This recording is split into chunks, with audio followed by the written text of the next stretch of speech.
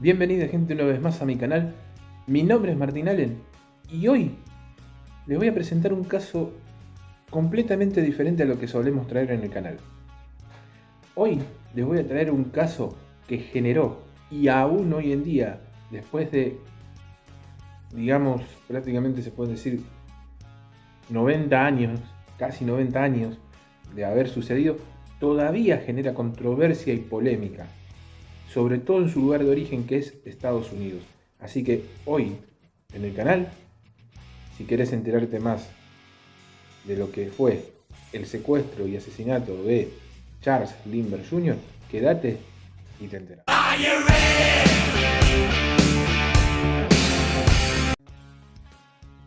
Bien, pero para poder entender un poco mejor acerca de lo que hay detrás de este caso y de qué es y la importancia que tuvo el caso de Charles Lindbergh Jr., para eso vamos a contar un poco más quién fue su célebre padre, el señor Charles Augustus Lindbergh Sr. Así que vamos a conocerlo un poco.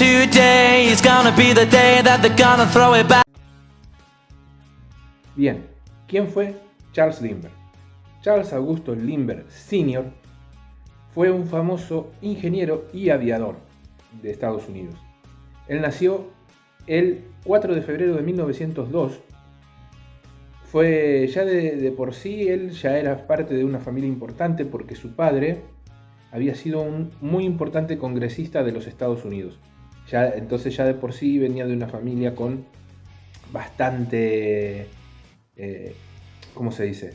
Con bastante imagen pública, ¿sí? Bastante conocido y ya con un caudal económico importante. Él se hizo muy conocido por ser un aviador que marcó un antes y un después. ¿Por qué? Esto tiene que ver con su famoso avión Spirit of St. Louis, el espíritu de San Luis, el 20 de mayo de 1927 parte desde Nueva York y llega al día siguiente, 33 horas y media después, prácticamente un día y medio después, a París, Francia, convirtiéndose en el primer piloto que consigue hacer un vuelo transatlántico cruzando el Atlántico sin ningún tipo de escalas y completamente solo. Esto marcó un antes y un después y marcó el comienzo de una idolatría hacia Charles Lindbergh, sobre todo en un primer momento, de la que no había precedentes hasta ese entonces y de la cual se tiene muy poco registro después en el tiempo. Este hombre llegó a tal nivel de celebridad. Tengamos en cuenta que esto pasó en 1927, 20 y 21 de mayo de 1927. Entonces es muy difícil, casi 100 años después, entender y comprender la magnitud de lo que este hombre había logrado. Él, bueno, una vez que aterriza, mejor dicho, en París, Francia, hace, digamos, visitas en Bruselas y en Londres, ¿sí? Donde es recibido, ovacionado, aplaudido, recibido como un héroe, una cosa inconmensurable. Tanto así que, por ejemplo, se dice que en París, Francia, el movimiento de gente fue tal a la hora de recibir a Lindbergh que no se veía una manifestación popular semejante desde la firma del armisticio al final de la Primera Guerra Mundial, el 11 de noviembre de 1918. Para que tengamos una idea de lo que significó, ¿sí?, la llegada de Lindbergh a Francia. A raíz de todo este movimiento, él en un momento llega a México también para ser galardonado, también usado por el gobierno de Estados Unidos para tratar de, digamos, unir y acercar las partes con México, entre México y Estados Unidos, ¿no es cierto?, con una manera de pacificar. Se venía de una guerra donde había sido muy dura, donde había participado Pancho Villa, que era uno de los principales enemigos públicos de Estados Unidos. Entonces, esto era una oportunidad importante para acercar a México y Estados Unidos, al punto, esto fue importante para él, que en México conoce a la que sería su futura esposa, Anne Morrow, con la que se termina casando en 1929, en mayo de 1929. De esta unión nace el que sería el protagonista de esta historia. Su nombre sería Charles Augustus Lindbergh Jr. Este niño nace el 22 de junio de 1930. Aclarar, aparte de todo esto, que este logro transatlántico a Charles Lindbergh le valió el premio Orteig, que era en su momento un premio importantísimo y que constaba de un cheque de $25.000, ¿sí? Que hoy están alrededor de los $300.000, digamos, haciendo el cambio a valor actual. Además de todo esto, también él empezó a recibir ofertas para incluso hacer cine, cosa que rechazó, pero sí empezó a hacer giras por Estados Unidos con su avión, el Espíritu de San Luis, que le valieron alrededor de $50.000, ¿sí? Esas giras. O sea, era toda una celebridad como la que te puedes imaginar hoy. Un Cristiano Ronaldo, poner la personalidad fulgurante que a vos se te ocurra, y ahí está Lindbergh. Bien.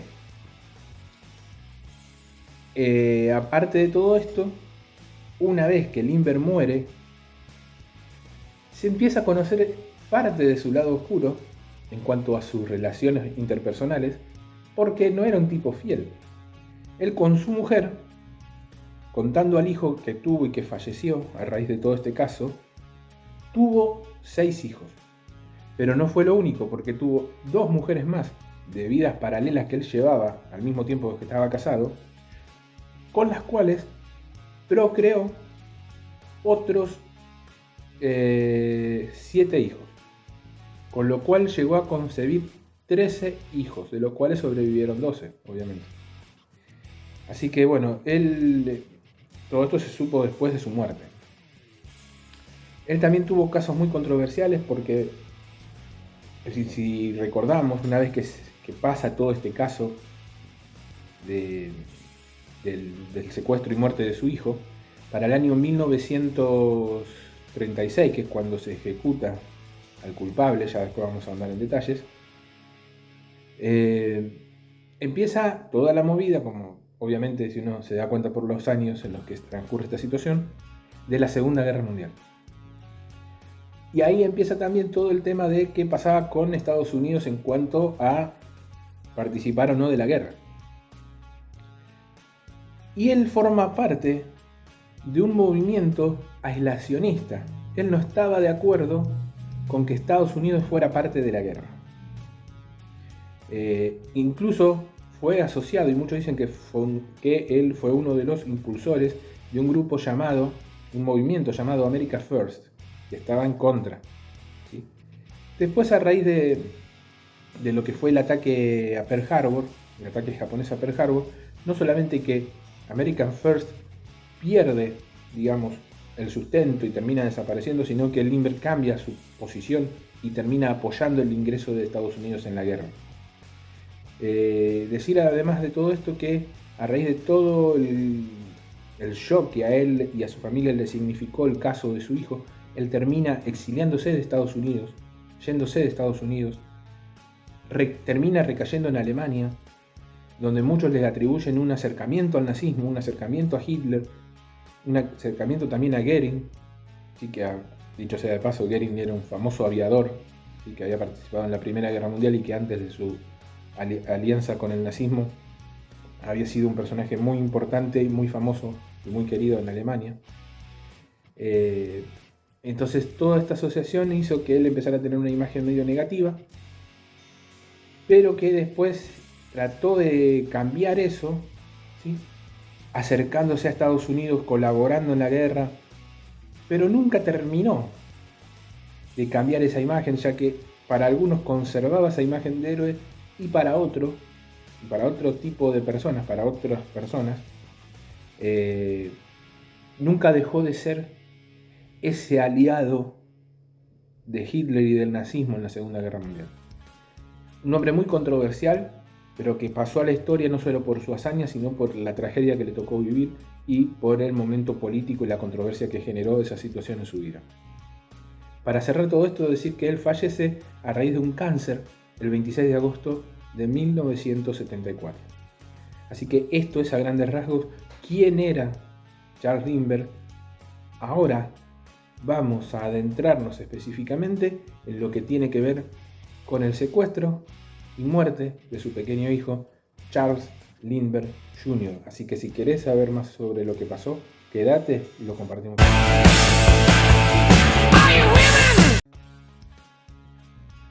Bien, para entender el caso, situémonos mentalmente el día 1 de marzo de 1932 en una mansión de Hopewell, New Jersey, en el estado de Nueva York. Acá le voy a estar dejando imágenes tanto de la mansión Lindbergh en general como de la ventana y la escalera que se usaron para secuestrar al menor. Como les decía, situémonos el 1 de marzo de 1932 en Hopewell, en Hopewell, New Jersey, a las 9:30 de la noche. A esa hora, la niñera Anne Grove, voy a confirmar bien el nombre, Betty Grove, la niñera de Charles Lindbergh Jr., procede a llevarlo al primer piso, a la planta alta de la casa, donde el menor tenía su dormitorio y su pequeña cuna. El menor se duerme, dije 9:30, no, era 8:30 más o menos de la noche. Pasa una hora, y por eso se me vino a las 9:30, porque a las 9:30 de la noche se dice que la familia Lindbergh escucha un ruido como de madera, al cual por esas cosas del destino, ¿no es cierto?, muchas veces no le dan mayor importancia. Tipo 10 de la noche, la niñera va a revisar al menor para ver que todo siga en condiciones y se encuentra con que el menor no está en la cuna. Desesperada, baja las escaleras y avisa a la familia que el menor había desaparecido. Lindbergh estaba leyendo en su escritorio, que estaba precisamente abajo del cuarto de su hijo. Todos suben apurados a ver qué pasó y se encuentran, como ya decía, con la cuna vacía. Un detalle importante es que la ventana por la que entró el secuestrador no se trababa, no se podía trabar. Había un mecanismo que estaba fallido, el cual hizo que no se pudiera trabar. ¿Casualidad? ¿Los secuestradores conocían este detalle? Lo dejo en el tintero para que evalúen. En otra de las ventanas que sí se pueden trabar, Lindbergh encuentra un sobre blanco que contenía una nota. Esta nota procedía de el secuestrador, con un inglés raro, mucha falta de ortografía, un símbolo raro que parecía ser una firma, donde, entre otras cosas, le exigía a Lindbergh que no hiciera parte de la investigación a la policía, cosa a la que accede Lindbergh, y que, si quería volver a ver con vida a su hijo, tenía que pagar $50.000. Eso era, a grandes rasgos, lo que decía la nota. Que el menor estaba bien, todo lo que se pone generalmente en una nota de rescate. Lindbergh tarda alrededor de 1 hora más o menos en llamar a la policía. La policía empieza a investigar, encuentran una escalera apoyada sobre la ventana del cuarto del menor, que estaba a 9 metros de altura, dicho sea de paso, en el segundo piso de la casa, y que tenía una de las varas donde uno apoya el pie estaba rota. Bien, se empieza la investigación y a todo esto empieza a generar un caos importante. Imagínate, por decir, vuelvo, a ver, yo soy futbolero, ya me conocen. Imagínate que a Cristiano Ronaldo le secuestran a su hijo. Imagínate el caos y la controversia y la locura que generaría a nivel mundial eso. Bueno, algo así pasó. Al punto que aparece un enigmático maestro, por llamarlo de alguna manera, llamado John Condon, que mediante la prensa escrita de esa época ofrece a los secuestradores la suma de $1000 y secreto de confesión a cambio de entregar con vida al menor. ¿A qué me refiero con secreto de confesión? Que iba a mantener en secreto sus identidades, que no iba a exponer sus identidades, solo quería que devolvieran al menor. No solo esto, también se involucró en el caso el famoso y controvertido mafioso Al Capone, que cerca de un año después fallecería, estaba en Alcatraz en ese momento, el cual ofrece sus servicios para la investigación y a la vez ofrece la suma de $10.000 a aquel que pudiera dar algún tipo de información al respecto, que pudiera dar con el paradero del menor.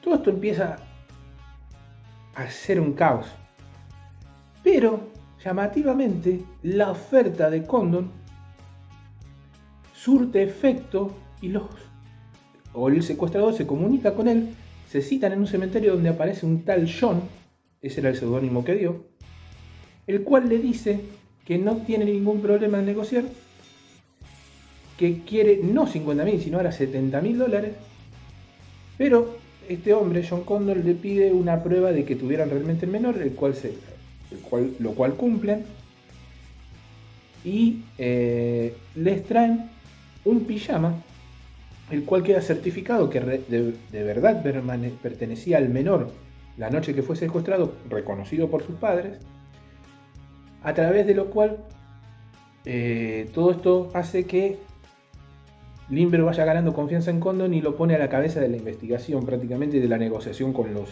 secuestradores. Un tipo que no tenía nada que ver con nada, que no se entiende por qué pasó esto, pero bueno. Todo esto es una de las puntas que generó controversia. A todo esto, Lindbergh accede a pagar el secuestro, que en un primer momento, yo, como te decía, $70.000, llegaron a pedir 100.000, pero entre negociación va, negociación viene. Se terminó cerrando el pago del secuestro, el pago del rescate, mejor dicho, en $50.000. Acá hay un detalle importante. En la época, en Estados Unidos existía algo que se llamaba certificados oro, que tenían el mismo valor que el billete de dólar común, pero que a raíz de todo esto, como un plan de la policía para tratar de hacer caer a los responsables, se determina que a partir del año siguiente dejarían de tener efecto. Por lo tanto, había que cambiarlos lo más rápido posible en el Banco Central de Estados Unidos para que pudieran seguir manejando el billete común. Y a la vez se anota el número de serie de cada billete para poder hacer el rastreo. Se hace efectiva la suma de dinero, el pago del rescate, pero el menor no aparece. Todo esto, aclaremos, el pago del rescate se hace efectivo el 2 de abril de 1932. Pese a esto, el dinero no fue devuelto. Ahora bien, se sigue la investigación hasta que el día 12 de mayo de ese mismo año, un camionero baja a resolver necesidades fisiológicas que tenía en un bosque cercano, que estaba a unos 7 kilómetros de la mansión de los Lindbergh, y encuentra en condiciones deplorables el cuerpo del menor. No solamente la lógica de descomposición del tiempo que había pasado, sino que estaba mordido y comido en parte por animales, y con un fuerte golpe en la cabeza que después en la autopsia se determinaría que fue la causal de la muerte del menor. Se empieza la investigación. Para no hacerlo tan largo, esto lleva a que en un momento, algunos años después, porque esto no fue algo tan rápido, digamos, en saber quién fue el autor del secuestro. Porque recién en 1934, y cuando los certificados de oro ya no tenían valor, se descubre en una gasolinera que alguien había intentado hacer un pago con un billete de 10 dólares certificado oro. Se rastrea, se identifica a la persona como Bruno Richard Hauptmann, se llega hasta su casa, donde se descubren $13.700 aproximadamente, que habían sido parte del secuestro del menor. Todo esto lleva a su detención. Él alega que ese dinero había sido entregado a él por parte de un hombre que había fallecido en Alemania, ¿sí? Que se llamaba Isidor Fisch.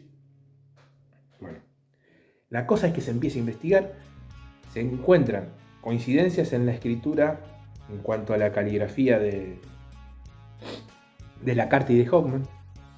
En su garaje se encuentra parte del material de la madera que se había usado para construir la escalera que se usó en el secuestro, además del dinero. Se encuentran determinadas cuestiones que llevan a entender que Hauptmann había sido el perpetrador del secuestro, lo cual lleva a que vaya a un juicio, ¿sí?, que se lleva a cabo desde enero de 1936, si no me equivoco, déjame chequearlo, pero claro, en enero de 1935. En enero de 1935 empieza el juicio contra Hauptmann, que tarda un mes en resolverse, y en febrero de ese mismo año, 1935, se lo declara culpable y se lo sentencia a muerte en la silla eléctrica. Esa sentencia se hace efectiva el 3 de abril de 1936, cuando fue ejecutado en silla eléctrica en la prisión de Trenton, New Jersey. Y bueno, todos dirán, hasta acá llegó el caso, se encontró al culpable, se lo juzgó, se lo condenó, se lo ejecutó. Conciencia más, conciencia menos de algunos que pueden estar de acuerdo o no con la pena de muerte, de acuerdo a sus creencias y pensamientos. Pero este aquí que la controversia, las dudas y las teorías de conspiración han llegado hasta el día de hoy. Muchos dicen que el caso aún no está cerrado, porque no todos creen que Hauptmann haya sido el verdadero culpable del asesinato del bebé. Para agregar un detalle más, decir y contemplar una situación. Si recordás, dije que una de las varas que componía la escalera que usaron para secuestrar al bebé estaba quebrada. Esto es porque el bebé fue muerto por accidente. El secuestrador, a la hora de bajar con el bebé por la escalera, no sé si por el peso o por lo que sea, la vara se quiebra, la varilla se quiebra, el secuestrador cae y el bebé también cae con el secuestrador y se golpea la cabeza, lo que le produjo la muerte, en el mismo momento del secuestro. Esto llevó a que se deshicieran del cadáver a 7 kilómetros de la mansión de los Lindbergh. El tema es que hay mucha gente que descree de esta teoría de que Hauptmann haya sido el único responsable, e incluso muchos creen que es directamente inocente. Muchos dicen incluso que Lindbergh está involucrado en el caso. Hay incluso testigos circunstanciales que dicen haber visto a Lindbergh fuera de su mansión alrededor de una hora antes de toda esta circunstancia que derivó en el secuestro y muerte de su bebé. Como digo bien, son teorías conspirativas, son conjeturas, son controversias que se han generado pero que nunca se han podido probar. En conclusión, ¿qué pienso yo? Yo creo que Hauptmann fue culpable, que él secuestró al bebé, que a él se le cayó el bebé, pero creo que no es el único responsable. Creo que hay más gente involucrada en este caso. Lindbergh, como toda figura muy importante y con mucha trascendencia en su país, tenía muchos enemigos, cuestiones políticas que estaban detrás de todo esto. Entonces es muy probable que haya habido algo más a través de todo esto, e incluso puede que Hauptmann no haya sido la persona que haya subido a secuestrar al bebé personalmente, pero que lo hayan obligado y forzado a escribir la carta. Él era de descendencia alemana, no era muy lúcido, ya había tenido problemas con la justicia por cuestiones legales, penales, por diferentes causas, entonces era un chivo expiatorio importante. Cada uno creerá lo que mejor le parezca. Como siempre te digo, si querés ahondar más en detalles acerca de este caso, hay muchas fuentes. Aparte, digamos, está muy, digamos, ¿cómo te puedo decir? Muy rodeado de leyendas, de mitos, este caso también un poco por el paso del tiempo, ¿no es cierto? Hay libros, hay películas, hay series, hay documentales que podés escuchar para ahondar más en detalles acerca de toda esta situación, pero me parecía importante, me parecía interesante contarles esta historia para que ustedes conozcan un poco más acerca del caso de Charles Lindbergh Jr. Incluso yo creo que varios de ustedes nunca habían escuchado acerca de este caso. Así que bueno, como siempre te digo, gracias por estar del otro lado, gracias por seguir el canal, gracias por suscribirte al canal, suscríbete si no lo has hecho, dame un like, una manito arriba para este video si te gustó, compartilo con aquellos que vos creas que le pueda interesar. Y vamos a seguir estando en contacto con nuevos videos, con más historias de fútbol, de música, de lo que sea que a ustedes les interese. Es más, en caja de comentarios me pueden dejar algunos temas en particular que quieren que cuente, que quieren que trate. Si es que están interesados en esto y les gusta el contenido del canal, déjenme en caja de comentarios sugerencias para futuros videos y van a ser atendidos y va a ser agradecido. Así que nos estamos viendo. Quédense en contacto porque en breve vamos a estar de vuelta con más historias. Adiós.